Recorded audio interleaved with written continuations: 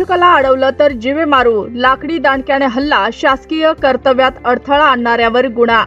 One संरक्षणासाठी रात्रीच्या गस्तीवर असलेल्या वनरक्षकावर लाकडी चौपाटीने हल्ला करून जीवे मारण्याची धमकी दिल्याची धक्कादायक घटना जामोद येथील सीतामाता मंदिर परिसरात घडली। या घटनेनं वन विभागाच्या कर्मचाऱ्यांच्या सुरक्षेचा प्रश्न ऐरणीवर आला आहे।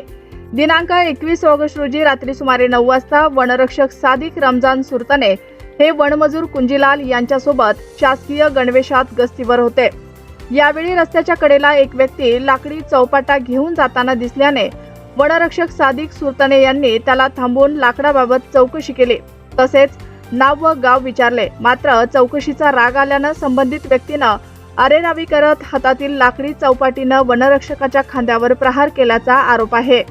त्यानंतर झटापट करत पुन्हा मारहाण करण्याचा प्रयत्न करण्यात आला।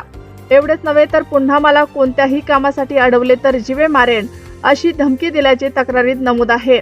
घटनेनंतर चौकशी केली असता हल्ला करणाऱ्या व्यक्तीचे नाव शेख फारुख शेख गफूर, राहणार सीतामाता परिसर, जामोद असल्याचे समोर आले।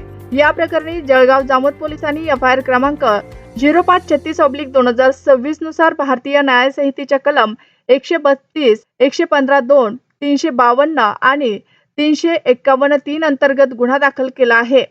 ठाणेदार सचिन बागुल यांच्या मार्गदर्शनाखाली हेड कॉन्स्टेबल इरफान शेख पुढील तपास करत आहेत। वनरक्षकावरच हल्ला झाल्यानं वन विभागात खळबळ, पोलीस तपासात आता पुढील कारवाईकडे लक्ष लागलं आहे।